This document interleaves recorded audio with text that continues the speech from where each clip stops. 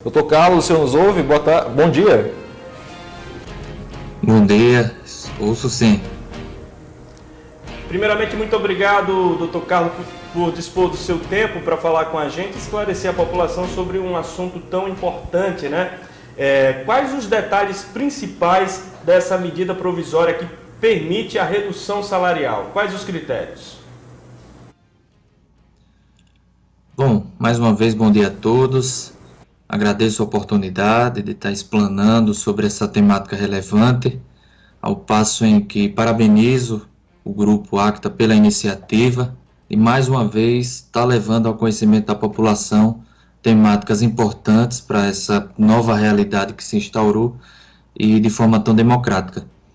Bom, essa medida provisória 936 de 2020, ela, como o próprio nome já diz, ela institui esse programa emergencial de manutenção do emprego e da renda.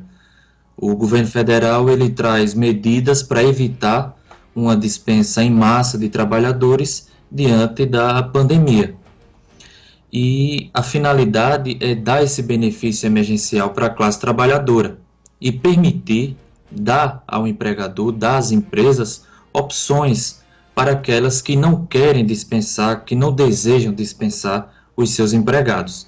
Então, os principais pontos em torno dessa medida provisória versam sobre a redução da jornada de trabalho e consequente redução do salário do empregado e a suspensão do contrato de trabalho desse empregado.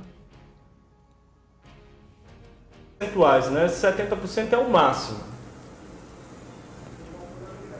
Isso. Bom, em relação à redução da jornada de trabalho e, consequentemente, redução do salário, lembrando que essa redução ela é proporcional, o trabalhador ele vai poder acordar com o seu empregador essa redução em 3 faixas, e aqui em se tratando de um acordo individual. São as seguintes: a redução de 25% da jornada de trabalho, 50% ou 70%. Lembrando que, reitero, proporcionalmente a redução da jornada e proporcionalmente a redução também do seu salário. Dessa forma, num acordo individual entre empregador e o seu empregado. Em havendo, por exemplo, uma redução da jornada de trabalho em 50%, consequentemente, há uma redução de 50% do salário daquele empregado. Momento em que o governo, através desse benefício emergencial, ele arcará, né, com esse 50% restante que o empregado receberia a título de seguro-desemprego. Então, a base de cálculo desse benefício emergencial é justamente o que o empregado receberia a título de seguro-desemprego. Então, se ele passa a receber 50% somente do seu salário, ele vai receber, como contrapartida do governo, 50% do que ele receberia a título de seguro-desemprego. Então é bom reforçar isso, que não é baseado no salário que a pessoa ganha, mas sim no seguro-desemprego que ela tem direito a receber, também obedecendo o teto, né, desse benefício. E doutor, e como é que é feito esse acordo? É a negociação direta do empregado com o empregador? Tem acordo coletivo? Como é que funciona isso? Inicialmente, o empregador ele precisa aderir a esse programa. A medida provisória está publicada, instituída. O empregador que deseja aderir a esse programa, ele vai ter um prazo de 10 dias para aderir a esse programa, contados a partir do acordo que ele fizer com o seu empregado, né, com os seus empregados. E o pagamento ele começa a ser realizado no prazo de 30 dias, contados da data do acordo que foi feito com o empregado, desde que ele tenha informado ao Ministério da Economia dentro daquele prazo de 10 dias. Bom, essas opções de redução de jornada de trabalho e, consequentemente, de salário em 25%, 50% e 70%, como eu disse, elas são válidas para os acordos individuais. E aí, a medida provisória ela acaba estimulando, ela incentiva que esses acordos individuais eles sejam feitos. Agora, não é qualquer os trabalhadores que recebem qualquer salário enfim, não há uma liberdade nesse ponto em aderir a esse acordo individual.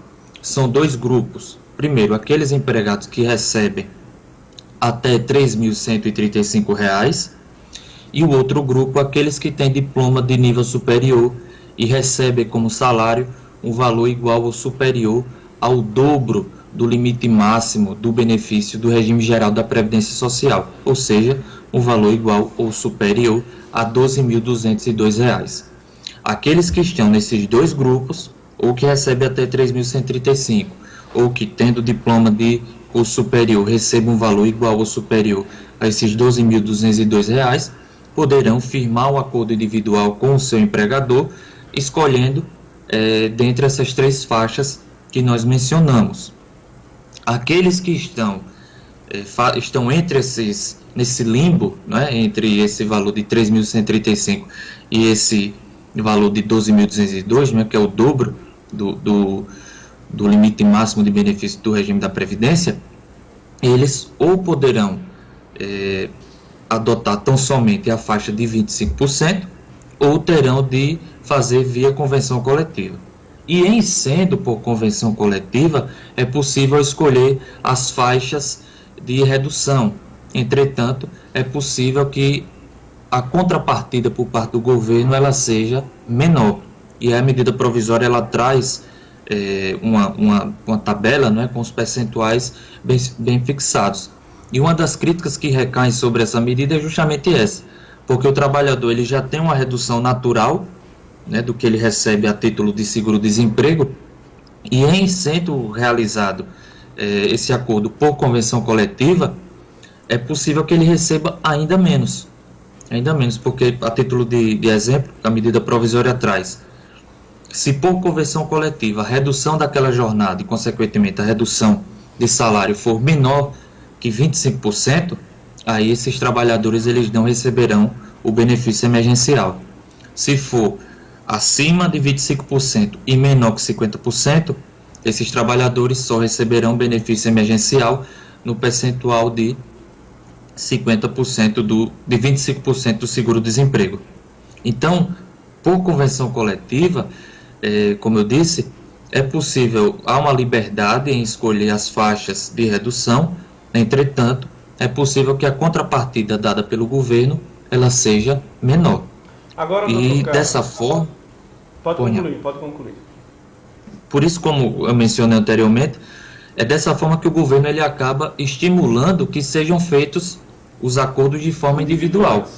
Pronto, a minha pergunta é justamente nesse sentido, porque a gente já tem informação de algumas empresas, inclusive já estão adotando esse procedimento de redução salarial, né, individualmente com cada empregado, agora sem fazer a adesão ao programa.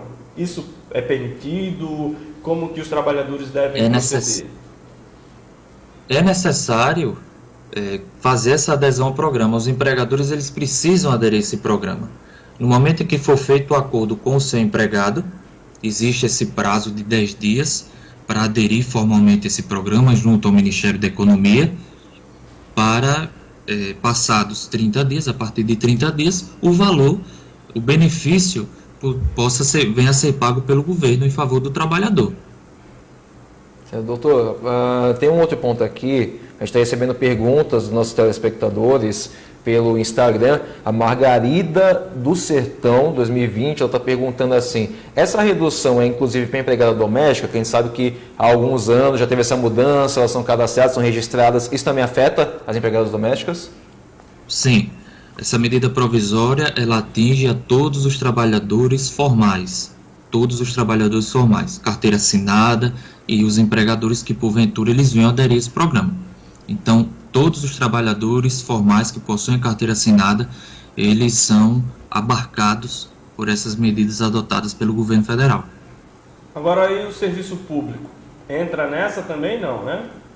Não entra. Os funcionários públicos, tanto da União, estados, municípios, de empresas públicas, sociedades de economia mista, não entram nessa medida provisória, eles ficam de fora. E quem receber esse benefício e posteriormente for dispensado, perde o direito ao seguro-desemprego, doutor Carlos? Não, não perde. Não perde. Mesmo que ele receba agora esse benefício emergencial e futuramente venha a ser dispensado da empresa, não há nenhum impedimento que ele venha futuramente a receber o seu seguro-desemprego, não há nenhum óbice. E, doutor, aí no caso de quem recebe também benefício do INSS, quem tem pouco tempo de emprego, esses pormenores assim, como é que fica a situação desse pessoal? Bom, é importante frisar que aquelas pessoas que chegaram agora na empresa, que têm um pouco tempo de empresa, indagam muito se vão poder ser contemplados com esse benefício emergencial. E a resposta é sim. 1 mês, 2 meses, 3 meses, enfim. Mesmo aqueles que iniciaram agora os trabalhos na empresa, eles poderão sim ser contemplados. Entretanto, para aqueles que já recebem algum tipo de benefício do INSS, Bolsa Qualificação ou até mesmo seguro-desemprego, não podem acumular o recebimento com esse benefício emergencial. Não é possível acumular. Agora, quem tem mais de um contrato, 2 ou mais contratos, também é atingido? É possível. Aqueles que trabalham em mais de uma empresa, por exemplo, se, obviamente, os seus empregadores adotarem esse programa, aderirem formalmente a esse programa, né, de suspensão do contrato de trabalho ou de redução da jornada de salário, nada impede que você venha a ser contemplado para esse recebimento, né, do benefício emergencial. Portanto, é possível sim você receber esse benefício por ambos os contratos de trabalho, reitero, desde que o empregador ele venha a aderir a esse programa emergencial.